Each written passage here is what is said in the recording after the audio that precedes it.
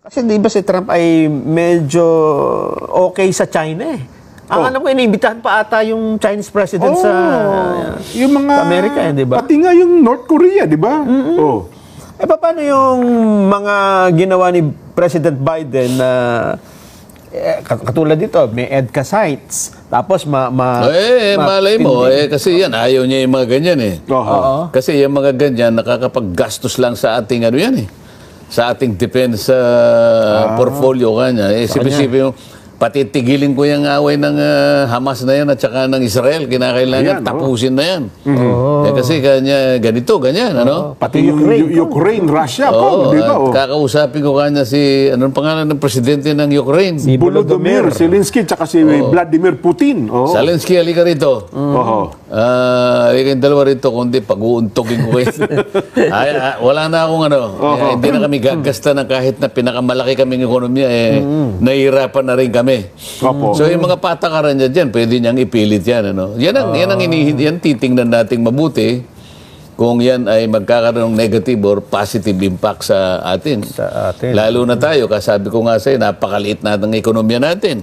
Kanita binabanggit natin, yung ekonomiya natin, 1.8% lang ng economy ng Amerika. Kaya sinasabi nila, pagka bumahing ang Amerika, sabi niya, nilalagnat na lahat ng Pilipino. Totoo naman yan, Kong. Di ba? Ganun katindi ang epekto nila. Di ba? Sa ngayon pa naman, ewan ko, kung binabasa niyo yung dyaryo kaninang umaga, napansin ko, sinasabi yata ng IMF dyan, parang 36% ng mga empleyado ang employment natin, masasaktan yata. Dahil nga sa artificial intelligence. Dahil sa AI. So, isip-isip, ang laki yata ng 36% din. Trabaho. Pagkatapos, yun nga ang immigration policy niya, paiigtingin niya. Bako. Yan ang titingnan mong mga yan ang mga titingnan ng ating mga leaders dapat yan. Dapat ngayon pala, napaghahandaan na pala yan, Kong, ano ha? Sinasabi natin ito, kaya kinakailangan nakahanda ka talaga. Unang, yung palang, nung makita mo palang nanalo si Donald Trump. Ay, dapat kailangan medyo meron ng mga, may mga ano na. May mga paghahanda na dapat. May paghahanda na. Kausapin mo kasi ganito, at pag-usapan natin si ganyan, puntahan natin ang ganito, ganyan.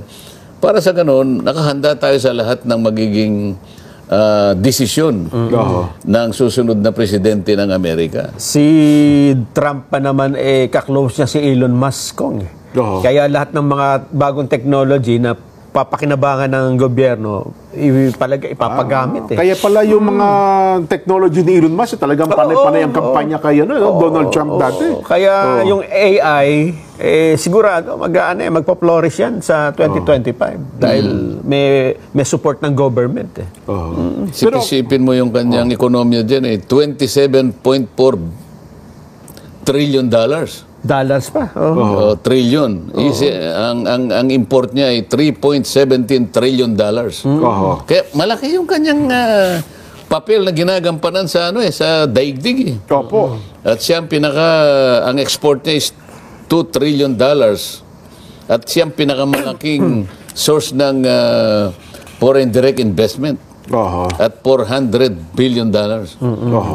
Maganda rin siyang kaibigan. Kaya lang, titingnan mo yung polisiya niya.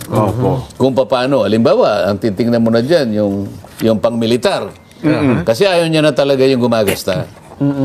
So, maaaring titingnan niya, yung mga inilatag na mga EDCA sites na yan, na yan. Tigil na yan. Itigil na yan. Uwi na. Na-dedrain lang yung ating military spending dyan.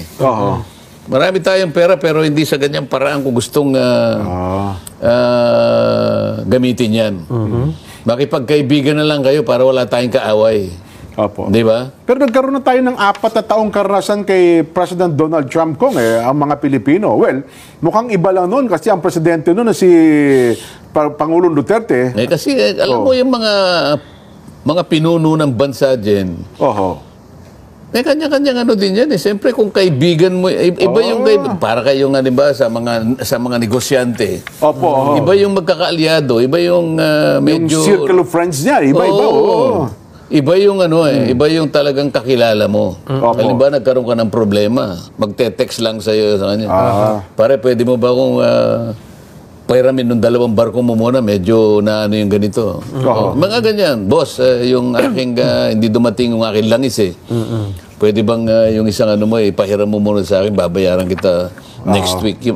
Iba yung meron kang kaibigan eh. Totoo. Maski sa mga leaders, lalo na sa ASEAN, iba yung ginagalang ka rin. Di ba? Merong leverage yung si Jen Subarjaga. Matindi yan. Kaya kaibiganin natin. Barkada natin yan. Dapat barkadahin na natin yan. Si Nelson, pabayaan mo na ikaw.